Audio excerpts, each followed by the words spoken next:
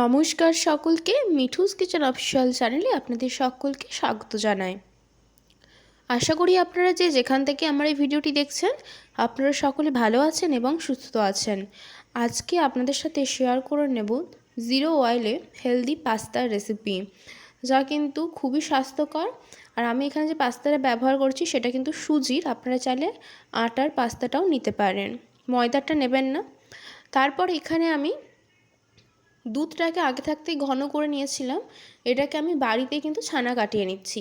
আপনারা যদি ছানাটা কাটাতে বাড়িতে না চান সেই ক্ষেত্রে এখানে ছানার পরিবর্তে পনিরও ব্যবহার করতে পারেন। জল এবং ভিনিগার মিশিয়ে আমি এখানে ছানাটাকে কাটিয়ে নিয়েছি। মানে এখানে 1 চামচ ভিনিগারে আমি 2 চামচ মতো জল দিয়েছি, সেই পরিমাণ মতো আমি কিন্তু এখানে ছানাটাকে কাটিয়ে নিয়েছি। তারপরে ছানাটাকে ঠিক এইভাবে কিন্তু জলটাকে ঝরিয়ে নিতে হবে। একদম বেশি জল ঝরাবেন না, যেহেতু এটা পেস্ট করব আমরা, সেই ক্ষেত্রে একদম জল ঝরানোর প্রয়োজন নেই। মোটামুটি যেটুকু জলটা রয়েছে সেই জলটা আমরা এখানে একটা জালির মাধ্যমে ঝরিয়ে নেব। তারপর মিক্সিং জারের মধ্যে আমি এর মধ্যে দিয়ে দিচ্ছি জল ঝরানো ছানাটা যেটা কাটালাম। তারপর এর মধ্যে দিচ্ছি 5 থেকে 6 কোয়া রসুন। শুকনো লঙ্কা ব্যবহার করেছি। আগে থাকতে আমি গরম জলের মধ্যে শুকনো লঙ্কা ভিজিয়ে রেখেছিলাম 10 মিনিটের মতো, যাতে করে শুকনো লঙ্কাগুলো নরম হয়ে যায়।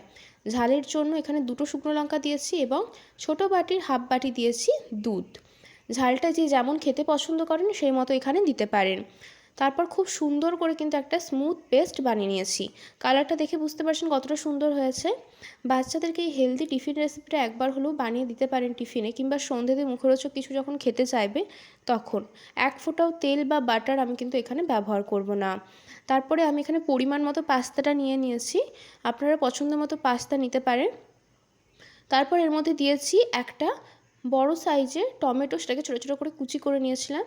2টো মাঝারি সাইজের পেঁয়াজ ছোটো ছোটো করে কুচি করে পরিমাণ মতো জল দেব, মানে সমস্ত উপকরণগুলো যেন একটু ডোবে জলের মধ্যে, সেই পরিমাণ মতো জল দেব।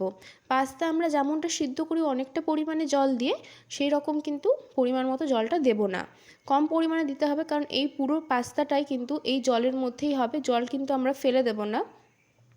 সেই জন্য জলটা ভীষণ ইম্পর্টেন্ট, পরিমাণ মতো জলটা দিতে হবে। খুব ভালো করে এখানে আমি নাড়াচাড়া করে নিয়েছি, যাতে সমস্ত উপকরণগুলো খুব ভালো মতো মেশানো হয়ে যায়।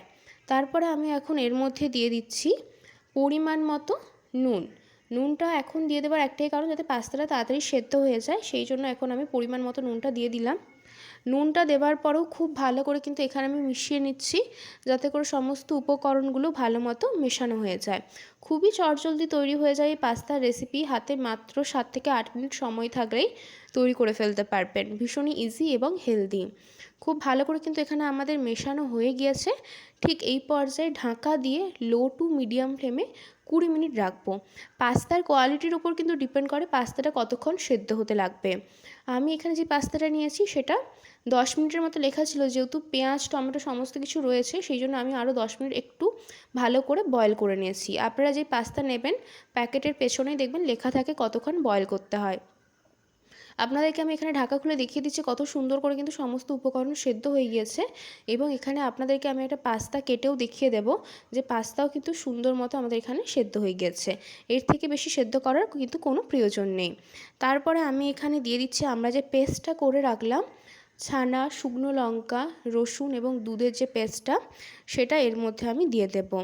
আর কিন্তু তেমন কিছু লাগবে না, খুবই সুন্দর খেতে হয়। বাড়িতে অবশ্যই করে ট্রাই করে দেখতে পারেন। একদম ইউনিক একটা পাস্তার recipe, oil butter free healthy recipe বলতে পারেন। মাঝে মধ্যে কিন্তু এভাবে বাচ্চাদেরকেও বানিয়ে দিতে পারেন, কিংবা অফিসে লাঞ্চ বক্সেও বানিয়ে দিতে পারেন। আমি পেস্টটা দিয়ে দিয়েছি, যেহেতু ছানা রয়েছে তার কিন্তু পুষ্টিগুণ অনেকটাই, সেটা সবাই হয়তো আশা করি জানেন আপনারা। পেস্টটা দিয়ে দেওয়ার পরে সুন্দর মতো কিন্তু মিশিয়ে নেব। আর এখানে আমি সামান্য পরিমাণ দিয়েছি ঝালের জন্য গোলমরিচের গুঁড়ো। যেহেতু প্রথমে 2টো শুকনো লঙ্কা দিয়েছিলাম সেই জন্য ঝালের জন্য গোলমরিচের গুঁড়োটা দিয়েছি। আপনারা যদি ঝালটা বেশি খেতে না পছন্দ করেন সেই ক্ষেত্রে গোলমরিচের গুঁড়োটা নাও দিতে পারেন, কোনো অসুবিধা না। ঝালটা আপনারা যে যার পছন্দ মতো এখানে কিন্তু দেবেন। খুব ভালো করে কিন্তু সমস্ত উপকরণগুলো আমাদের এখানে মেশানো হয়ে গিয়েছে। আর একটু ফুটিয়ে নেব, যাতে করে এই যে আমরা যে সসটা বাড়িতে বানিয়েছি, ছানা, দুধ, রসুন এবং শুকনো লঙ্কা দিয়ে সেই সসটার সাথে যাতে পাস্তাটা একটু ফোটে, একটু বয়েল হয়, তবে করে ফ্লেভারটা ঢুকবে, সেই জন্য কিন্তু এখানে আমি প্রায় 6 থেকে 7 মিনিট হাতে সময় নিয়ে একটু ফুটিয়ে নিয়েছিলাম পাস্তাটাকে। বেশি সময় লাগবে না, মোটামুটি একটু সময় নিয়ে ফুটিয়ে নিলেই হবে। ছোটো চামচের আমি অর্ধেকটা দিয়েছি এখানে গোলমরিচের গুঁড়ো। ঝালটা আমি আগেও বলেছি যে যেমন খেতে পছন্দ করবেন সেই মতো দেবেন। গোলমরিচের গুঁড়োটা দেওয়ার পরে কিন্তু আমি এখানে আরেকবার ভালো করে মিশিয়ে নিচ্ছি। তাহলে কিন্তু আমাদের oil free, butter free, healthy tasty পাস্তার রেসিপি একদম রেডি হয়ে যাবে। আজকের রেসিপি আপনাদের কেমন লাগলো অতি অবশ্যই করে কমেন্ট করে জানাবেন। যদি ভালো লেগে থাকে অবশ্যই করে আমার চ্যানেলটিকে সাবস্ক্রাইব করে দেবেন। লাইক, শেয়ার, কমেন্ট করতে ভুলবেন না। আর যদি এরকম নিত্য নতুন রেসিপি পেতে চান তাহলে অবশ্যই করে আমার চ্যানেলটিকে সাবস্ক্রাইব করে দিয়ে আমার চ্যানেলের পাশে থাকার অনুরোধ রইল। পাস্তা তো আমি আগেই বলেছি একদম রেডি হয়ে গিয়েছে। ঠিক সেই পর্যায়ে আমি এখানে তুলে নিচ্ছি একটি পাত্রের মধ্যে। দেখতে যত না লোভনীয় হয়েছে, খেতে কিন্তু ভীষণই লোভনীয় হয়েছিল। বাড়িতে অবশ্যই করে একবার ট্রাই করে দেখতে পারেন। আর যারা এই পাস্তার রেসিপি যদি আগে কেউ বানিয়ে থাকেন তাহলে তো তারা জানবেন কতটা টেস্টি খেতে হয়। যারা এখনও পর্যন্ত বানাননি তারা একবার হলো আমার এই পাস্তার রেসিপিটা দেখে বাড়িতে ট্রাই করে কমেন্ট করে জানাতে পারেন যে আপনাদের এই unique oil free, butter free, healthy tasty পাস্তার রেসিপি কেমন লেগেছে। আমি কিন্তু এখানে সার্ভ করে দিয়েছি, যেহেতু টমেটো কুচি রয়েছে সেই জন্য একটু কালারফুল লাগছে দেখতে, সেই কারণে কিন্তু এখানে আমি এটাকে টমেটোটা একটু বেশি পরিমাণে দিয়েছিলাম। টমেটোর পরিমাণটা আপনারা কম বেশি করতে পারেন। রেসিপি কেমন লাগলো কমেন্ট করে জানাতে ভুলবেন না। যদি ভালো লেগে থাকে তাহলে অতি অবশ্যই করে কিন্তু আমার চ্যানেলটিকে সাবস্ক্রাইব করে দিয়ে আমার চ্যানেলের পাশে থাকবেন। পরবর্তী নতুন রেসিপি নিয়ে আবার দেখা হবে।